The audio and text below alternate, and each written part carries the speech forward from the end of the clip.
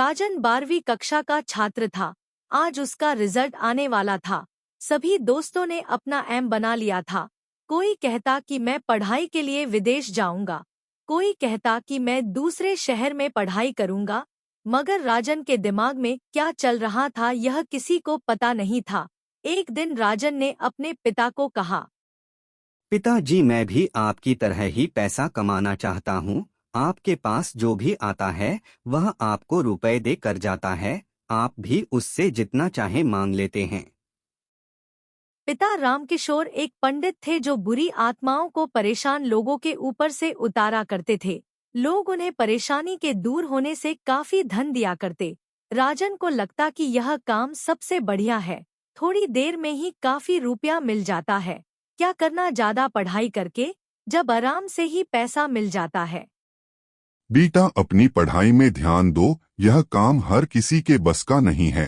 इसके लिए काफी सिद्धियां प्राप्त करनी होती है और सिद्धियां को प्राप्त करने के लिए बहुत कुछ करना होता है।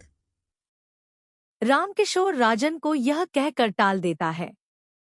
राजन अपनी माँ से कहता है, माँ, पिताजी नहीं चाहते कि मैं भी ऐसे ही रुपया कमाया करूँ। वे चाहते हैं कि मैं भी नौकरी के लिए धक्के खाऊं, मुझे भी मेहनत करनी पड़े। आप पिताजी को कहिए कि वह मुझे भी यह सब सिखा दें।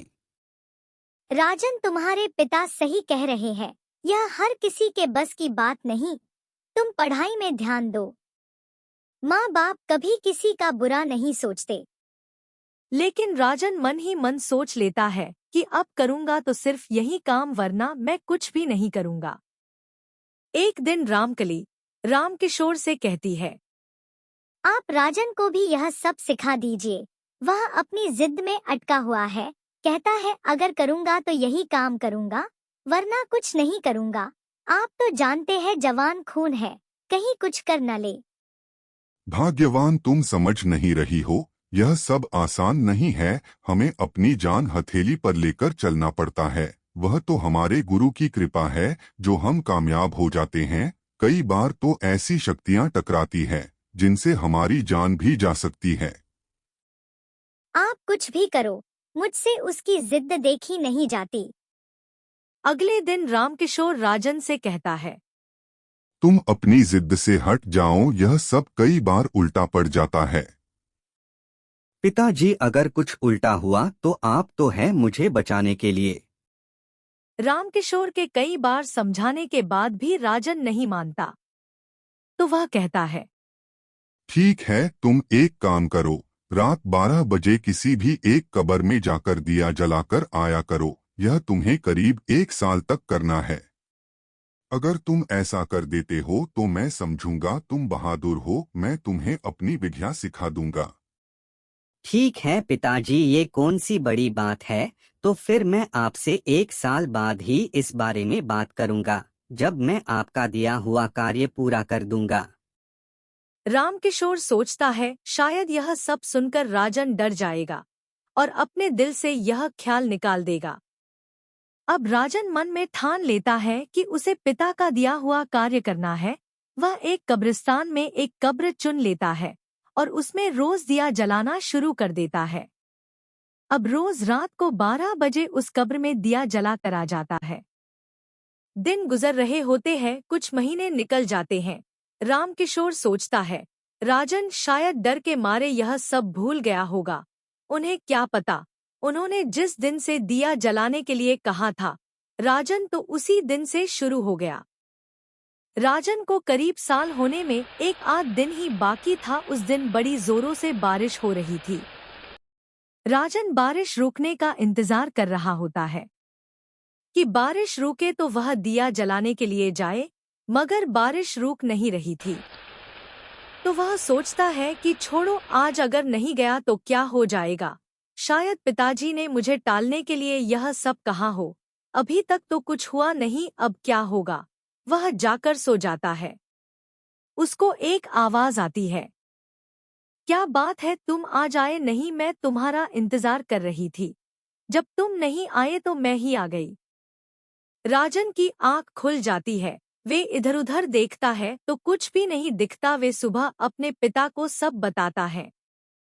रामकिशोर कुछ मंत्र पढ़ता है तो एक लड़की आ जाती है। रामकिशोर उससे पूछता है। तुम कौन हो, इस पर क्यों आई हो?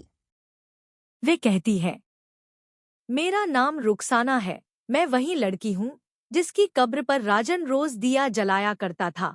आज ये नहीं आए तो मैंने सोचा चलो आज मैं ही चलती हूँ। ठीक है, इससे गलती हो गई, अब तुम इसे छोड़ दो। नहीं, इसने मेरी 1 साल तक पूजा की है। अब तो मैंने इससे शादी कर ली है, अब ये मेरा पति है, मैं इसे नहीं छोड़ूंगी। अगर मेरे रास्ते में कोई आया तो मैं उसे भी मार दूंगी। रामकिशोर को अपने गुरु की याद आती है। वह सोचता है कि अब गुरुजी बचा सकते हैं। रामकिशोर राजन को लेकर अपने गुरुजी के पास जाता है, उनको सब बताता है। तो गुरुजी ध्यान लगाकर कहते हैं, रामकिशोर, तुम्हारे बेटे ने जिस कब्र पर दिया जलाया है वह नेक आत्मा नहीं है। उसका कत्ल हुआ था, वह अभी भटक रही है। उससे राजन को बचाना बहुत मुश्किल लग रहा है। बाकी हनुमान जी कृपा से हम कोशिश करेंगे।